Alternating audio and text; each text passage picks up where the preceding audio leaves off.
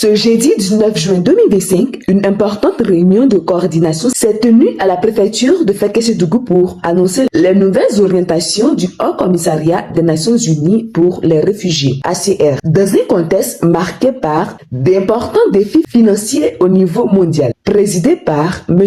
Tapelaba, secrétaire général de la préfecture de Fekese-Dougou et représentant le préfet de région, préfet du département de Fekese-Dougou. Ce matin, nous sommes réunis pour parler de la coordination locale de l'assistance aux demandeurs d'asile dans la zone du Tchologo. Il faut dire que face aux afflux de demandeurs d'asile et aux problèmes liés à cela, l'État de Côte d'Ivoire a réagi en mettant sur pied des coordinations. Nous avons donc la coordination stratégique qui est pilotée par le président de la République avec le CNS. Nous avons la coordination opérationnelle qui est pilotée par le ministère des Affaires étrangères et la problématique des résidents des pays et autres des Nations Unies. Nous avons la coordination régionale qui est présidée par le préfet.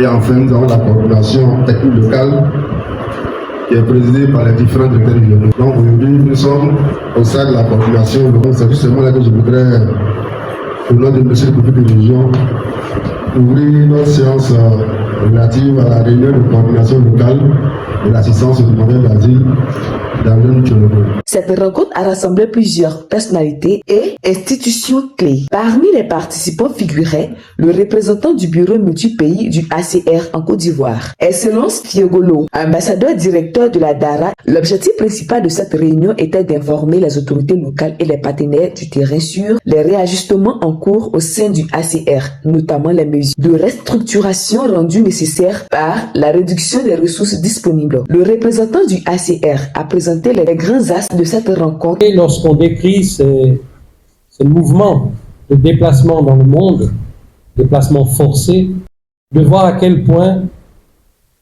les crises ne cessent de se multiplier. Et qui dit crise, dit déplacement.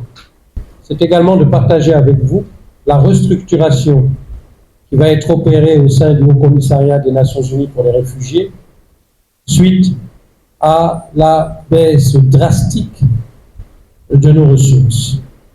Globalement, le HCR a dû se séparer de plus de 3500 de son personnel dans le monde, fermer ou réduire plus de 160 bureaux, fermer le bureau régional.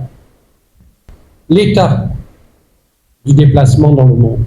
Nous avons 123,2 millions de personnes déplacées fin 2024. Si on rajoute les apatrides, les rapatriés, ça monte même à 129 millions de personnes qui sont sous le mandat du Haut Commissariat des Nations Unies pour les réfugiés. Les crises humanitaires se multiplient, mais les fonds, eux, diminuent drastiquement. Le HCR, évidemment, continue dans ce contexte de soutenir, conseiller les gouvernements. Nous nous efforçons de continuer notre travail de protection, d'assistance, d'inclusion économique des personnes qui relèvent de notre compétence, mais vous comprenez bien qu'avec une réduction significative de nos ressources, nous ne pourrons plus effectuer la protection comme vous aviez l'habitude de le voir. À l'issue de cette session d'information et d'échange, la délégation s'est rendue dans le département de Wongolo-Dougou, précisément sur le site d'accueil de Nyoningé, où la délégation a apporté les mêmes informations.